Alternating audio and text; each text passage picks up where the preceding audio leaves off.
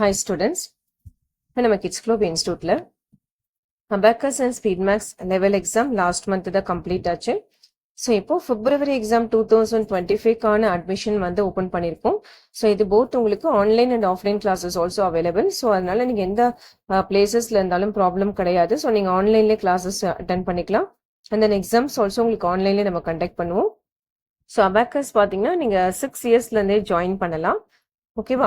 So இதில் உங்களுக்கு பேசிக்ஸ்லேருந்தே உங்களுக்கு வந்து எல்லாமே கிளியர் பண்ணுவாங்க. அடிஷன் சப்ராக்ஷன்ஸ்லாம் வந்து பார்த்தீங்கன்னா உங்களுக்கு பாரோவிங்ஸ் இல்லாமல் மைண்ட்லேயே பண்ணுற மாதிரி டேபிள்ஸ் டிவிஷன்ஸ் எல்லாமே பார்த்தீங்கன்னா உங்களுக்கு அபாக்கஸ் அந்த 8 லெவல்ஸில் வந்து நீங்கள் ஈஸியாக கம்ப்ளீட் பண்ண முடியும். அண்ட் தென் ஸ்பீட் மேக்ஸ் எந்த ஏஜ்லேருந்து ஜாயின் பண்ணலான்னு பார்த்தீங்கன்னா 13 இயர்ஸ், அதாவது உங்கள் 7th ஸ்டாண்டர்ட் கம்ப்ளீட் பண்ணியிருக்கணும்.